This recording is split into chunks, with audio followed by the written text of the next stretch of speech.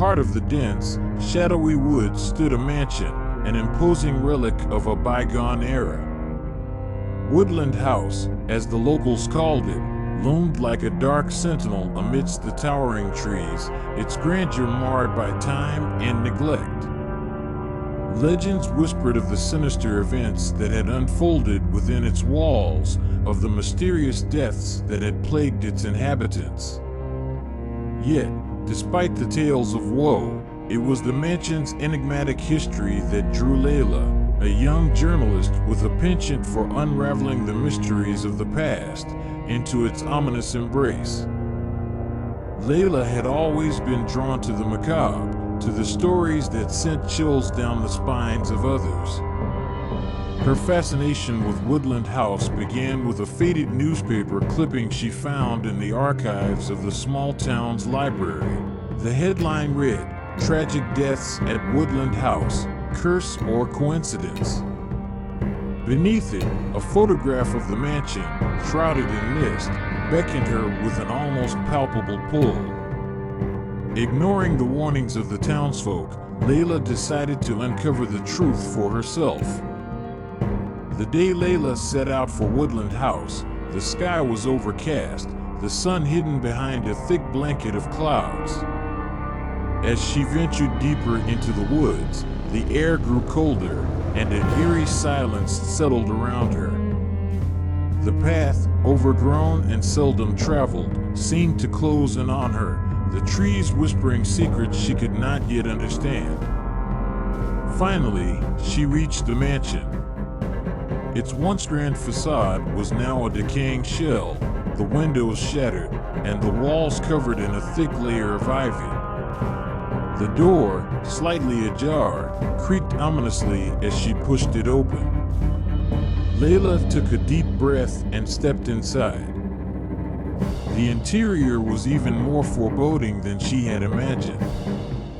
Dust motes danced in the pale light that filtered through the broken windows, casting ghostly shadows on the walls. The air was thick with the scent of mold and decay.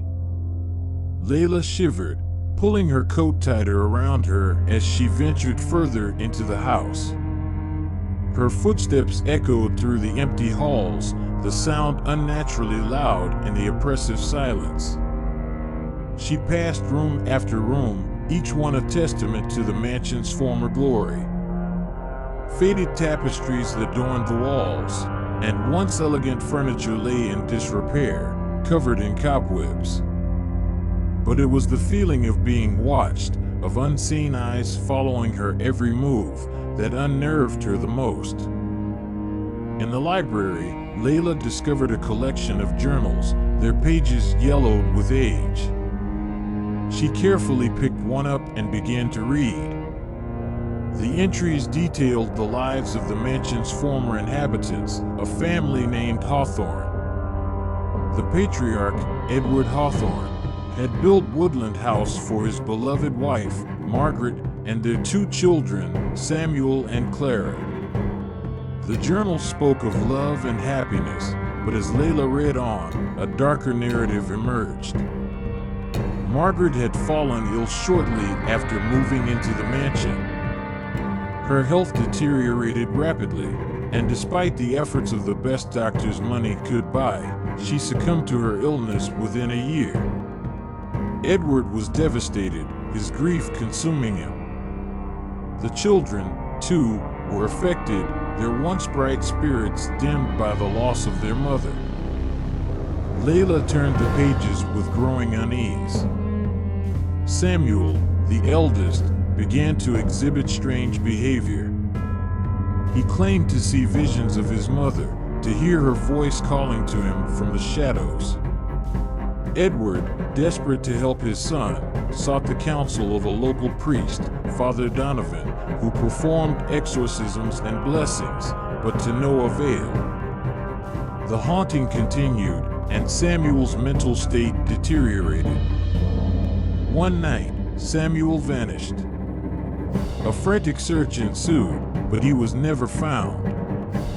The townsfolk whispered of a curse, of dark forces at work within Woodland House. Edward, consumed by guilt and despair, took his own life shortly thereafter. Clara, the sole survivor, was sent to live with relatives, and the mansion was abandoned. As Layla closed the journal, she felt a chill run down her spine. The sense of being watched had intensified, and the shadows seemed to move of their own accord. She shook off the feeling and continued her exploration. She needed to document everything, to uncover every piece of the puzzle. In the attic, Layla found more journals, these written by Clara in the years following her departure from Woodland House. Clara had become obsessed with the idea that her family was cursed, that the mansion was haunted by the restless spirits of her parents and brother. She wrote of nightmares and visions, of feeling an inexorable pull to return to the place that had destroyed her family. Layla's heart raced as she read the final entry. Clara had returned to Woodland House, determined to confront the darkness within. She wrote of a ritual she had discovered, a way to communicate with the spirits, to put them to rest. Layla could almost feel Clara's desperation, her need for closure. As she finished reading, a sudden noise made Layla jump. She turned, her flashlight beam slicing through the darkness. The shadows seemed to ripple, and for a moment, she thought she saw a figure standing at the edge of the light. She blinked, and it was gone. Determined to follow in Clara's footsteps, Layla decided to perform the ritual. She gathered the items mentioned in Clara's journal, a silver mirror, a lock of hair, and a vial of holy water. She set up the mirror in the center of the attic, placing the other items around it in a circle. As she recited the incantation, a cold wind swept through the room, extinguishing her flashlight and plunging her into darkness. The temperature dropped sharply, and Layla could see her breath in the frigid air. The shadows seemed to close in around her, and she heard whispers, soft, indistinct voices that sent chills down her spine. She held her ground, repeating the incantation, her voice trembling but determined. Suddenly, the mirror began to glow, a pale light emanating from its surface. Layla stared into it, her reflection distorted and hazy. She saw movement behind her, and when she turned, she found herself face to face with the ghostly figure of a young boy. His eyes were wide with fear, and his lips moved silently, as if trying to speak. "Samuel?" Layla whispered, her voice barely audible. The boy nodded, his eyes pleading. Layla reached out, but her hand passed through him, touching nothing but cold air. She turned back to the mirror and saw more figures emerging, Edward, Margaret, and finally, Clara. They surrounded her, their expressions a mix of sorrow and longing. Layla felt a wave of compassion wash over her. She understood now. They were trapped, bound to the house by their unresolved pain and guilt.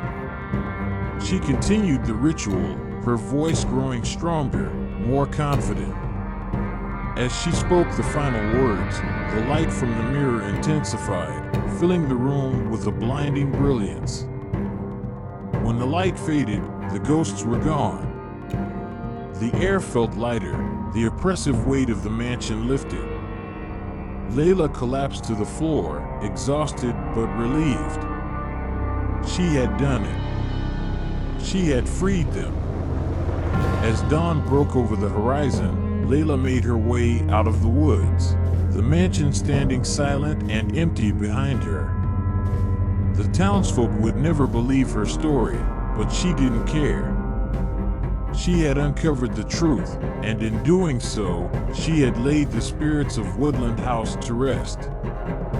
Years later, Layla would often think back to that day, to the faces of the Hawthorne family and the darkness that had consumed them. Woodland House still stood, an empty shell in the heart of the woods, but the curse had been broken.